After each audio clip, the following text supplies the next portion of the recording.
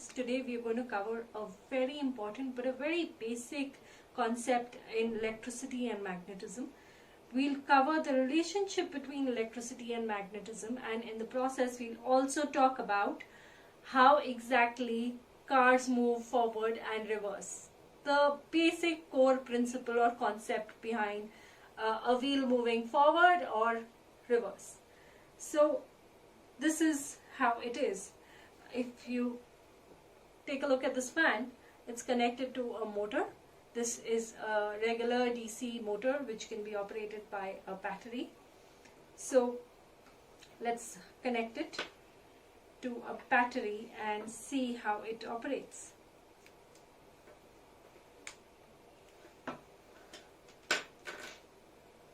Right. I'll move this for the time being. And I'll connect it to the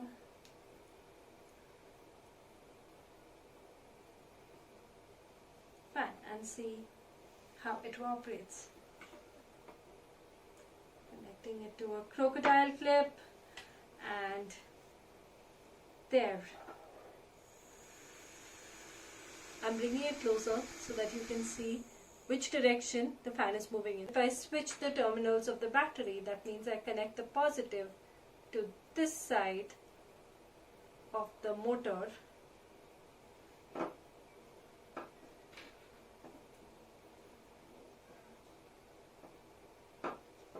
Tell me now which side it's moving in.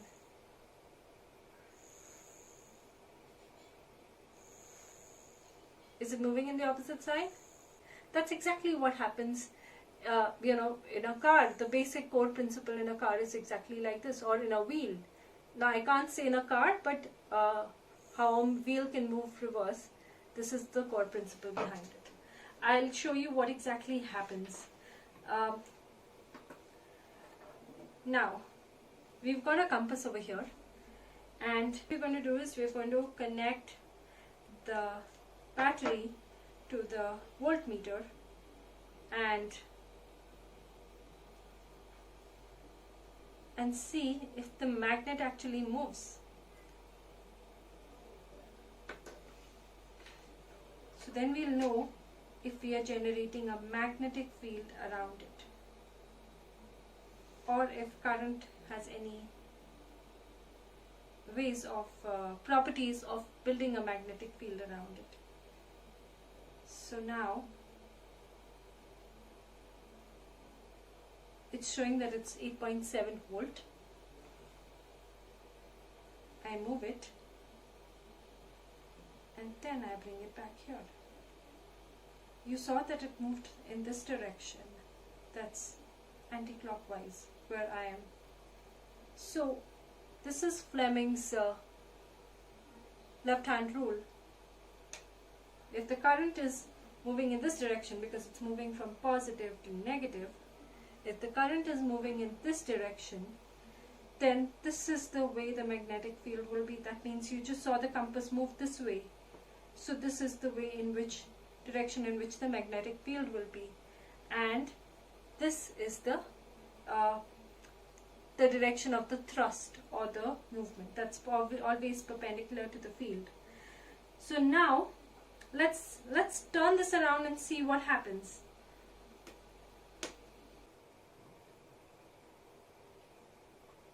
Are you seeing how exactly the current is now moving?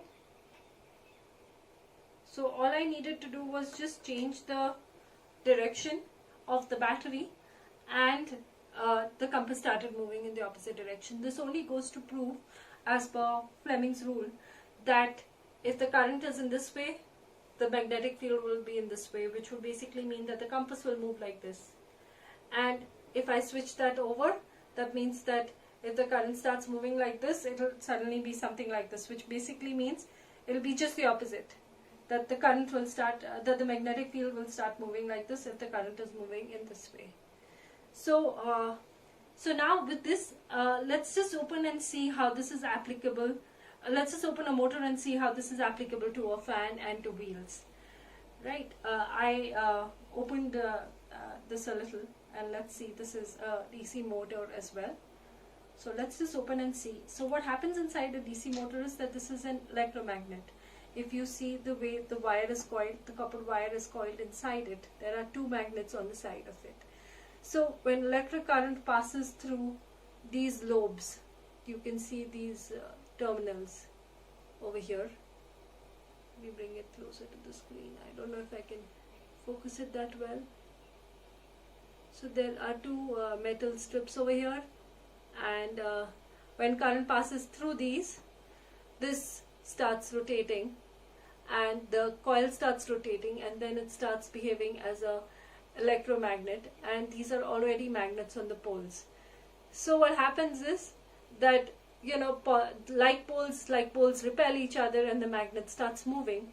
But when I change the direction of the current, that is when I switch the terminals, the magnetic field also switches.